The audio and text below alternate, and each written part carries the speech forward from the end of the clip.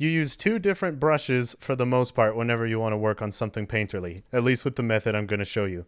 One is the hard round pressure opacity, the other is the smudge tool, and if you expect this video to have an intro, you gotta remember, you can't spell painterly without paint. I figured that the most concise way to actually show you guys how I do painterly is to actually spend most of my time explaining what tools I use and how they work, and then actually showing you what I do for the drawing itself. But, you know, just to get formalities out of the way, I'll tell you what I'm working on. This is Ketsin from Genshin Impact, and you'll see I have a sketch layer and then a lot of selection layers, and I colored them this way just so you can see where the hard separations are. For how I'm layering everything.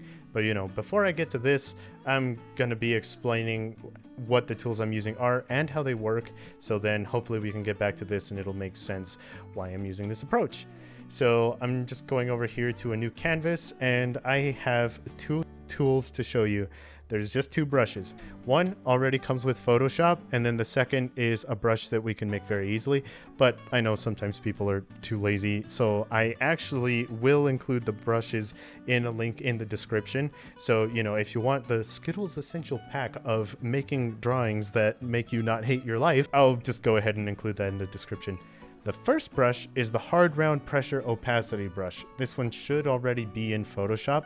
If you can't see it, you can just go over here to the little cog wheel and click on brush name so the names are visible. Because this brush is a sneaky boy, but if you go to brush name, then you'll be able to find him, and then we're going to click on him. So this brush is actually going to be handling all of the detailing in the drawing. So the second brush, which is I just dubbed the smudge brush, will just help us do some of the blending. So one is for all of the drawing, the other is just to refine some of the blending, and we'll alternate between these two a lot. With this first brush, the hard round pressure opacity brush, I'll kind of explain what it is and what it does. As it explains, it has pressure opacity, but with that sensitivity, it has two different factors. One is the size, which you're probably used to if you have a tablet, and then the second is the harder you press, the darker the line gets, making it easier to blend all of your colors together. And then the second setting for this, because you'll see it has a hardness scale, when the slider's all the way to the right, it's really good for painting hair and doing some harsh detailing. When the slider is all the way to the left, it makes very soft lines, which is good for blending skin and whatnot. Now, I know that this has size jitter on it, but the thing that I do most of the time is I actually disable the size jitter, which you can do by just going over here. And the reason I do that is just because it makes more even strokes, which makes it easier to blend things together.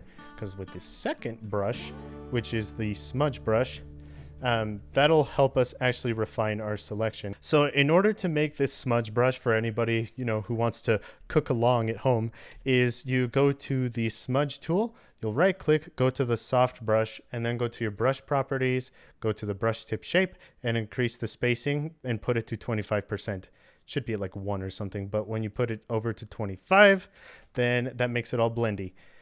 This brush is very resource intensive on your computer, so when you use it, it will usually make it lag a little bit, but you know, that's normal because this brush is to be used more or less just for refining, not for any of the actual drawing itself.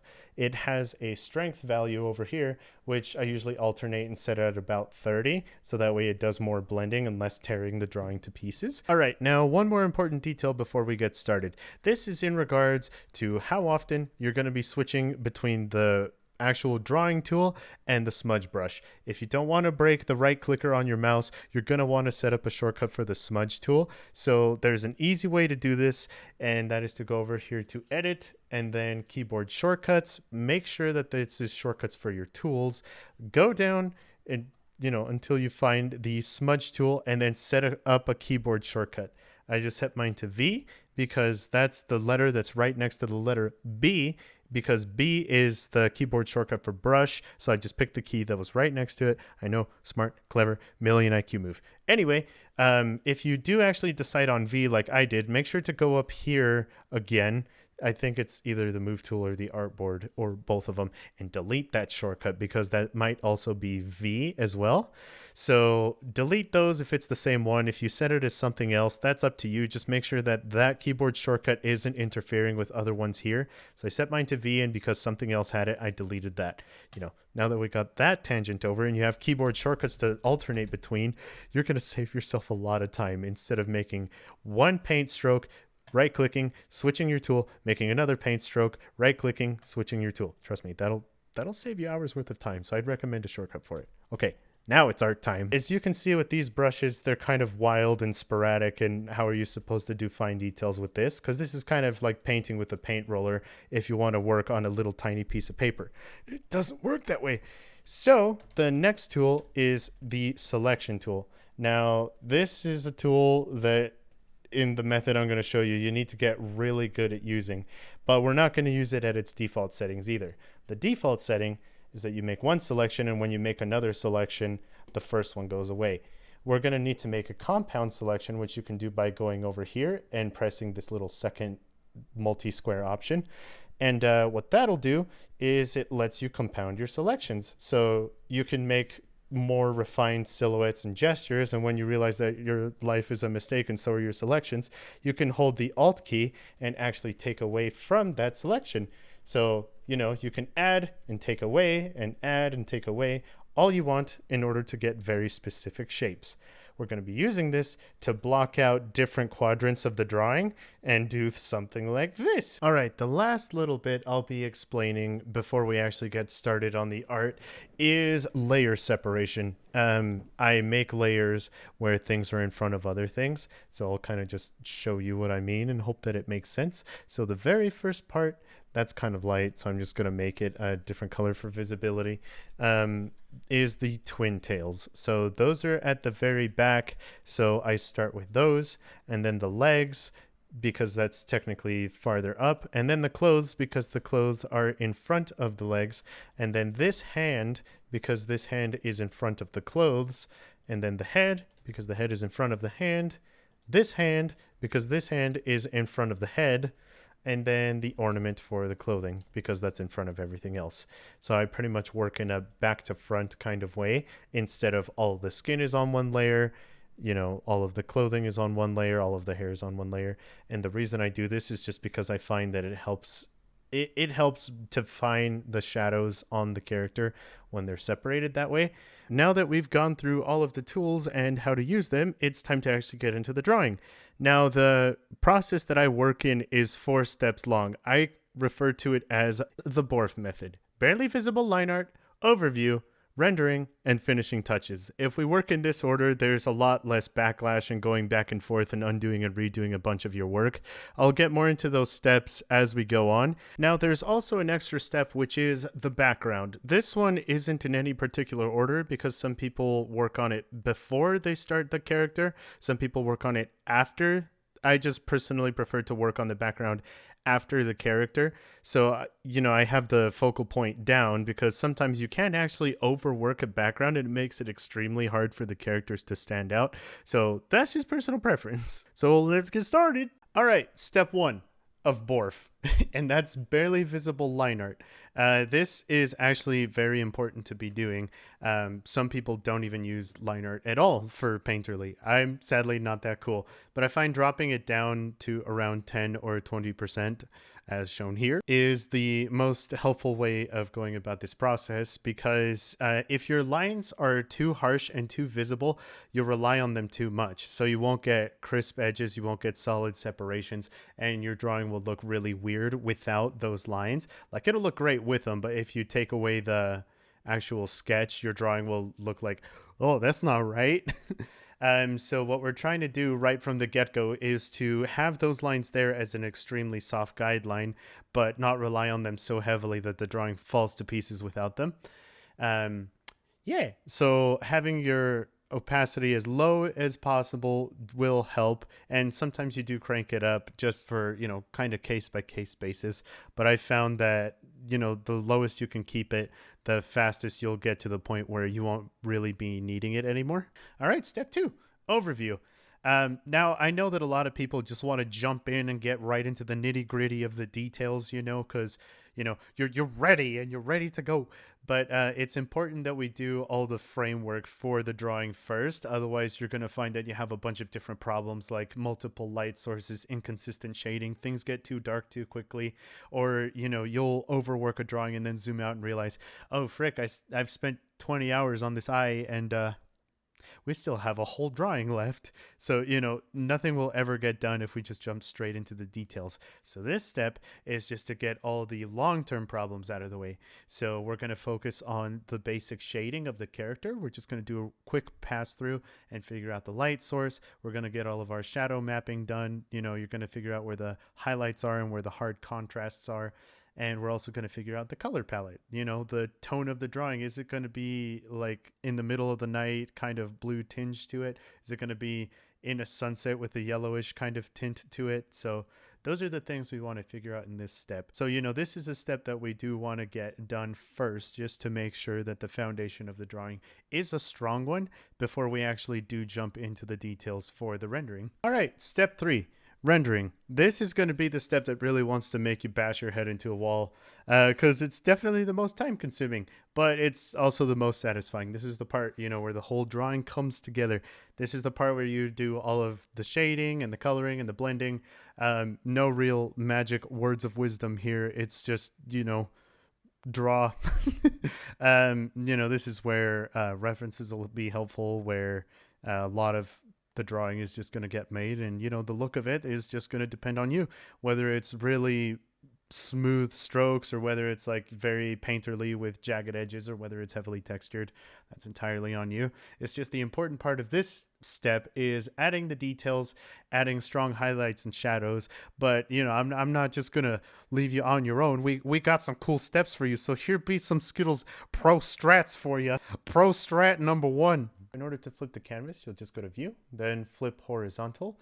Now, I do recommend setting up a shortcut key for this because you're going to be flipping the canvas around a lot if you want to make sure things don't look weird. Pro strat number 2. Okay, now in order to use the liquify tool, we'll need to make sure everything's on one layer. Then just go to Filter, Liquify, and it'll go ahead and bring up a pop-up menu. I mostly just use the moving around tool, which is the first one on here. And this is really good because it'll actually help you do some fine tuning and adjustments. Just like I mentioned, it'll really only work with things that are on one layer. So just make sure that's the case. And it's just nice because you can fix a lot of details that, you were only slightly off and you don't need to redo them the whole time.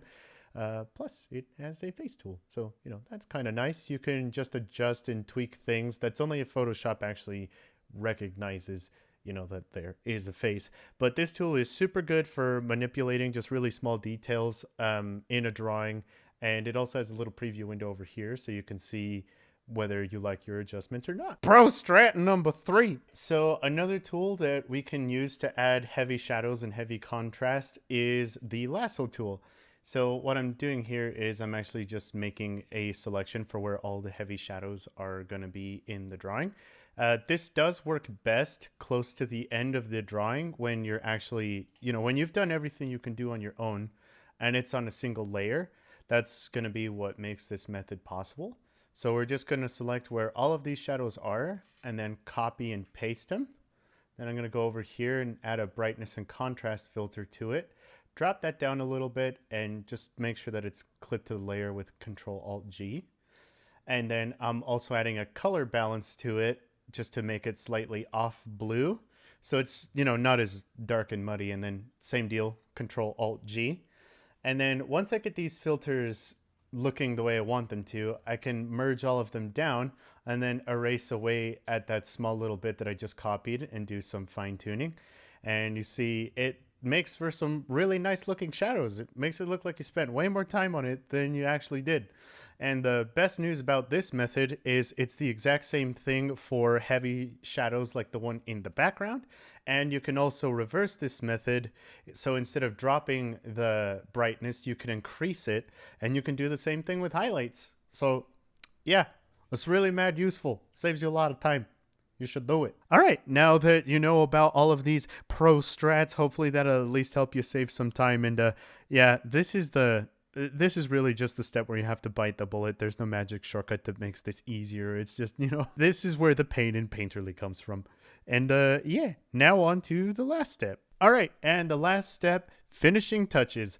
This is the part where we're going to be doing a bunch of color correction, adding highlights, adding shadows, adding effects, color dodge if you've seen any of Ross Draws' videos, and a bunch of other tricks. It's just the reason we want to do this at the end is because you can always add filters, but once they're merged down, you can't really take them away. So, this step usually comes in at the end. It's just, if you want to push the contrast, you push it even more. If you have highlights that you want to push, you push them even more. This is where the whole image just kind of gets put together.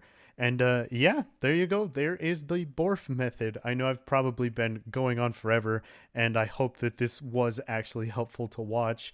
And yeah, if this video was useful, please let me know. If you learned anything, please let me know, because I'm going to be making more of these. And if you like what I did and you want to consider supporting the channel, I do have a Patreon. I'll just link that in the description too. But yeah, I hope you learned something. Hope this wasn't a complete waste of time, because I tried to cram a shit ton of information into a single video. This is a goddamn nightmare to edit, and I'm never doing it. Hey there. This is also a reminder for anybody else who's more of a visual learner like me, and if you probably didn't understand a goddamn word that I said throughout this whole video, I do have the entire 14-hour process recorded with some little bits that I forgot to, unhit the pause button in OBS for. But other than those missing sections, I have the whole thing recorded. So if you want to watch the whole thing from start to finish, I have a 1-hour version of the drawing available in the description for you guys to check out. Bye!